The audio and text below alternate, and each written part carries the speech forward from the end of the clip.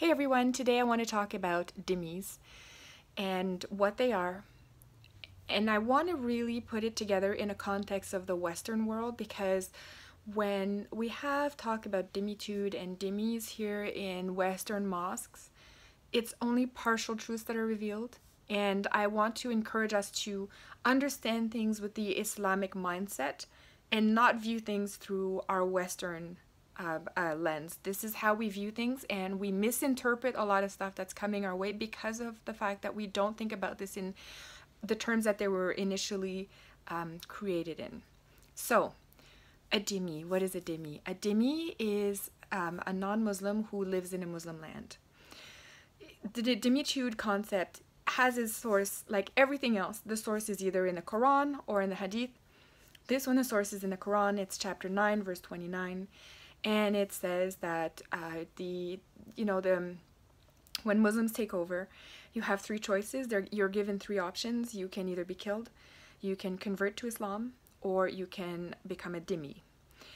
And once the second caliph, Umar, came about and they were starting to conquer the Islamists were starting to conquer a lot more land around them, they had to come up with some kind of a treaty to give to the local people. So basically, if you're just sitting at home there, Muslims come and invade your country, now you're told, okay, here's the Dhimmitude Pact, and this is what you're going to follow, or else we kill you.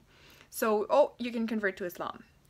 This is how Islam grew so fast, through conquer. And the Dhimmitude contract, a lot of people tried to get out of it because the clauses were so steep, and the tax you had to pay was so steep that people couldn't pay it. So instead of opting for the death option, they would just convert to Islam. So what is a dhimmi?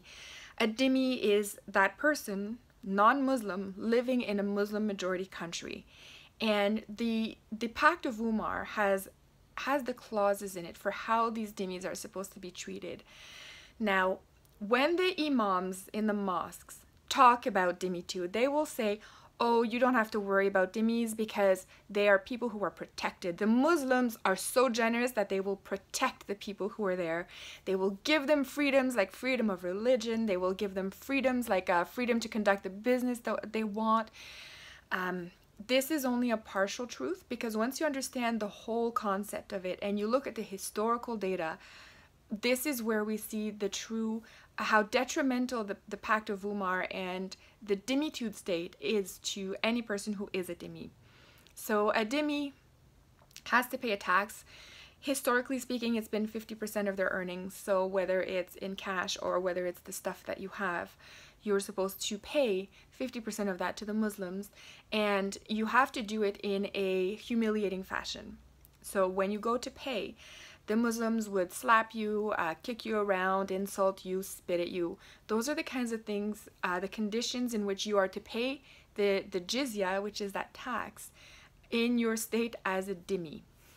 Furthermore, dhimmis are not allowed to repair their churches. You're not allowed to build any new churches. You're not allowed to prevent any of your children from converting to Islam. You're not allowed to preach to any Muslim your faith. So if you're Catholic, you're not allowed to try to convert a Muslim. There's a whole bunch of laws like that, and I'm going to put the actual Pact of Umar in the description, and I encourage anybody to read it. But there is a couple more clauses like that. Like if a Muslim passes by your church, you're supposed to let him stay there and feed him for 3 days. A lot of imams, I've heard some imams say things like, this is why the wife of the pastor would convert to Islam, because she has Muslims in her church and they take her bed every night and she has to sleep on the floor. So it's just easier for her to convert to Islam. And this is what the humiliation part of the Pact of Umar is destined to do. It's trying to get people to convert to Islam. Now, if you look at it in terms of economics, there was a point where a lot of the dhimmis were trying to convert to Islam, and then they saw a drop of revenue for the Muslim lands, because the Muslims didn't work, right? All their revenue would come from the dhimmis. And then they started to prevent people from converting. They would force them to stay as dhimmis in different times in history. So this is why dhimmis have survived, and this is why they'll never always get rid of all of them, because they do need to have that now. Modern countries have come across oil, so places like Saudi Arabia, Their money comes a lot from the oil, so they don't seem to care too much about pushing the Dhimmi state now, and it's pretty much all Muslims now that are in Saudi Arabia, Muslims or slaves, but no Dhimmis anymore. So I try to find a Catholic church in Saudi Arabia. You're not going to find any, so this is why they don't feel the need to have Dhimmis anymore in their states. But essentially that is what Dhimmitude is. It's a sub-state. You're basically relegated in your own country as a second-class citizen, and you have to pay very steep tax, and you have to be humiliated along the way. And if you do not do that, you will be killed, because the Pact of Umar is nullified if you do not follow all the rules. Now, I wanted to address how Sharia is tying into all this. Imams in mosques will say to you, the Dhimmis don't have to submit to Sharia. Now, this is, again, a partial truth, and we have to look at this with the Islamic lens and not the Western lens. When they say that you don't have to submit to Sharia, that's if, you're Catholic, your neighbor's Catholic, and you have a dispute over the fence. The fence, you don't like the color of the fence and you want to change it. That dispute will not be subjected to Sharia. However, if you're in a car accident, for example, and it involves a Muslim, then you're going to be subjected to Sharia. If a Muslim rapes your daughter, then you're not subjected to Sharia, because the Muslim, under the Muslim world, it's allowable to rape kafir girls, and you will have no recourse as a Dhimmi. You're not allowed to prosecute a Muslim in court under Sharia.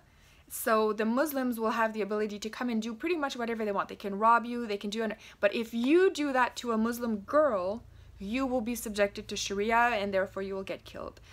So we have to remember to look at everything that Islam is preaching here with the Islamic view, the Islamic lens, how they've conducted their civilization across the last 1400 years, and not with our Western eyes.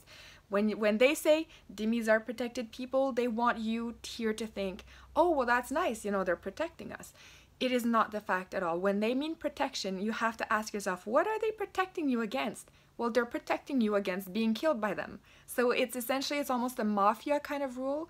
They're saying to you, we won't kill you as long as you follow the rules of Dhimmitude. That's what they're protecting you. They're not elevating you to a better class. They're not allowing you to flourish as a culture within. It's not a multicultural option. This is why we have to be very, very careful how we look at Dhimmitude when we, as Westerners, look at the concept of Dhimmis. So anyways, I'm going to keep making videos about Dhimmis because I think it's a very important subject. I'm trying to keep these fairly short, not to bore the hell out of everybody. So tune back in for more. Subscribe to the channel if you can, because it will give you notifications when I come up with more videos. And I hope everybody has a fantastic day, and don't become a Dhimmi in your country.